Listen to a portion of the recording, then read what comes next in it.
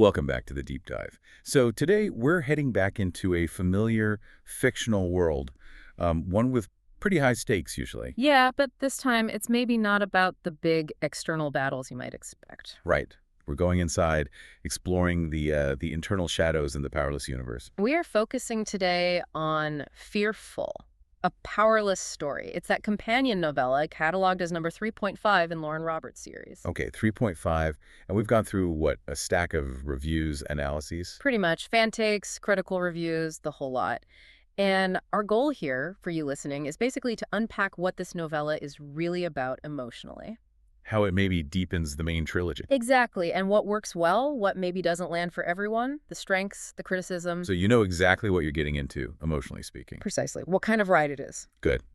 And context first, where does Fearful actually sit? You said 3.5. Right. So timeline-wise, it's happening during the events of Fearless, the second main book. Ah, okay. So not a prequel, not really a sequel either? Nope. It's concurrent. We're revisiting the kingdom of Ilya, seeing things that were happening then, but from a totally different perspective. Like watching a familiar scene, but, I don't know, from the viewpoint of someone standing silently in the corner. That's a great way to put it. And that perspective shift, that's really the first huge thing all our sources highlight. It's a massive change in, well, premise. Meaning? Less action. Oh, yeah. If you're jumping and expecting, like, the usual high-octane plot, you might be a bit thrown. This one leans hard into the internal stuff. Introspection, you mean?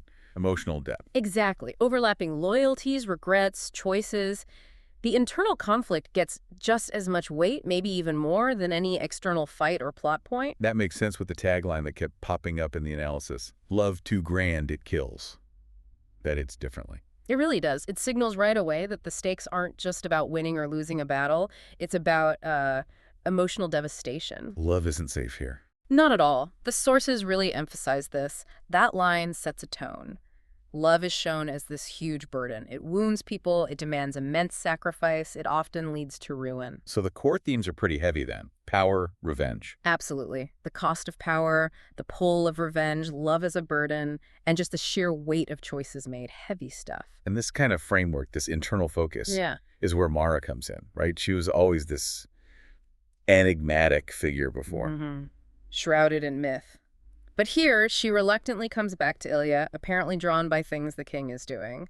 And her role is mostly observation. Just watching. Yeah, watching the court, the schemes, the betrayals that were maybe just background noise and Fearless. Now we see them through her eyes. That observation must be where the tension comes from then. It is, and it's a big shift for her character. Before, she felt like this, force of nature, almost abstract. Right. But Fearful, the sources really praise this. It gives her actual interiority. We see her wounds, her longing, her regrets, and crucially, the distance she has to keep. That distance must be painful if she's observing people she cares about, like Kitt. Exactly. Especially Kitt. We understand why she's distant. But hang on.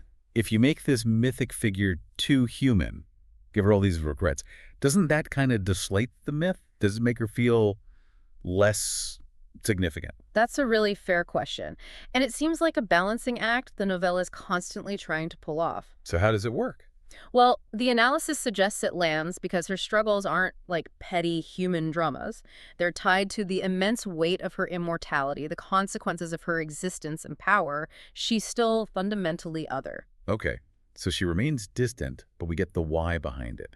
Her sorrow becomes the lens we see the court through. Precisely. And speaking of seeing things differently, Kitt gets a huge focus here. He was already a big deal in the trilogy, obviously. But this novella apparently gives him more depth. Dramatically more, yeah. The sources say it really zeroes in on his illness, his mental state, and that whole terrible dynamic with death. The writing around that was specifically praised, wasn't it? Overwhelmingly so. Especially near the end of Fearful. As Kitt is, declining, dealing with the plague, losing his memory, the prose apparently does incredible work showing his mind fragmenting. Wow. Yeah, you're taken right inside his head, his emotions, as he's breaking down. It's not just a plot point to move things along. It's given real space, a really nuanced, heart-wrenching focus. I can see how that would hit hard, especially for readers who maybe had mixed feelings about Kitt before or felt he got a bit lost in the main romance plot sometimes. It seems to totally reframe him for a lot of readers, adds this retroactive weight to everything he does in Fearless. It changes how you see him there. Absolutely. It deepens him significantly.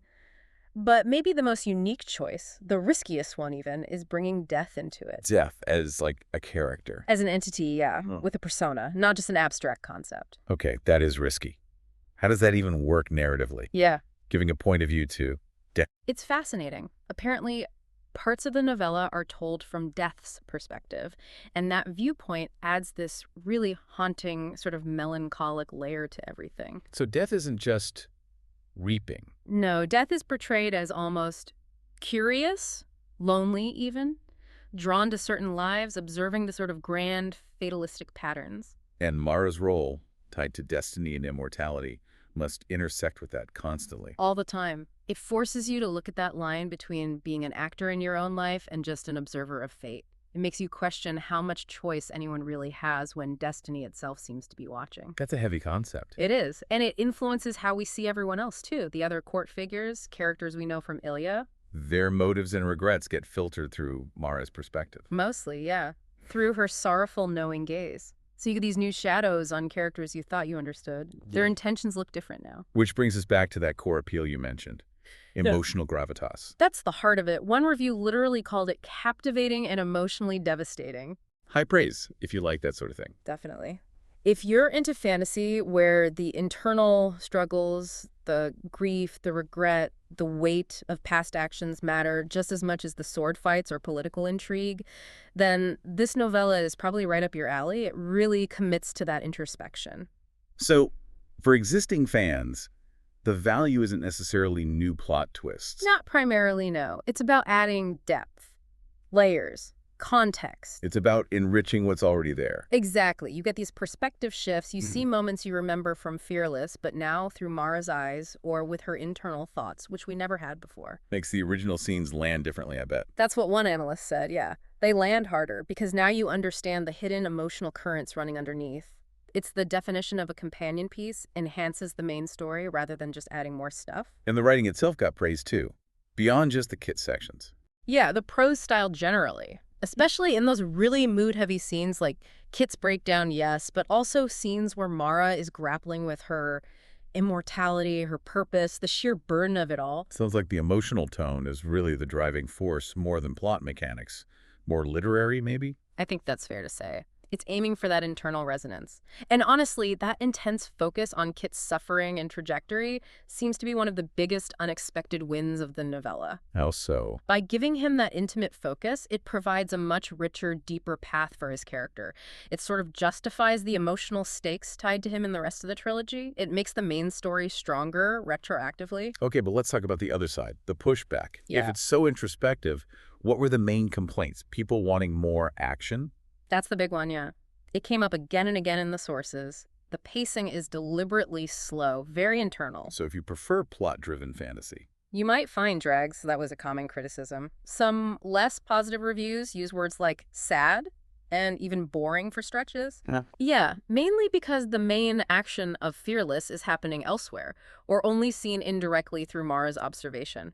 So if your expectation is external conflict, it's just not delivering that. It's a mismatch. What about structurally? If it's about adding layers, did it actually answer questions people had about the world?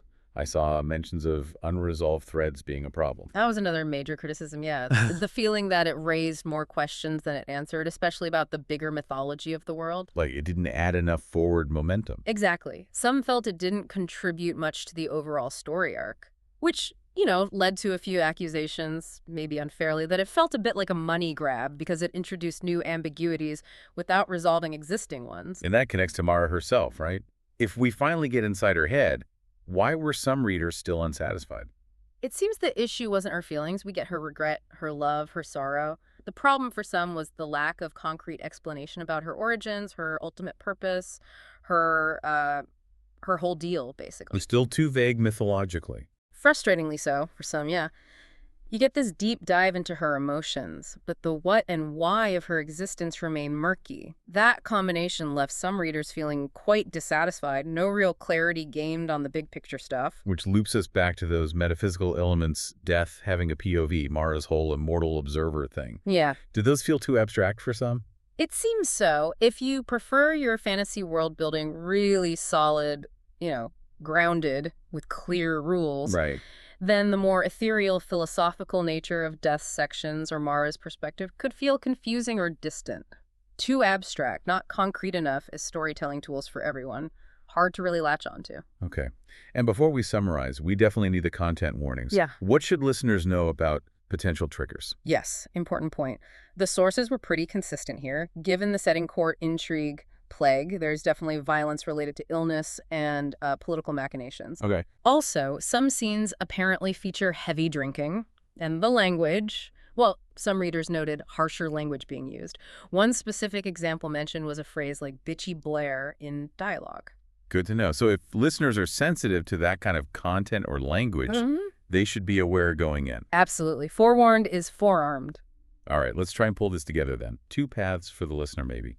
If you go into fearful wanting a neat, action-filled edition that wraps things up. You will likely be disappointed. The quiet pace, the internal focus, the unanswered questions, that's not what it's built for. If you're looking for something different, mood, reflection. Then yes. If you want that emotional resonance, if you want to feel the weight of sacrifice, the burden of consequence, the novella really delivers on that front. It's not trying to be another main installment. No, it's a companion piece, a haunting, kind of melancholic one. It trades that feeling of triumph for something much more complex, much deeper emotionally. Okay, so final thought then.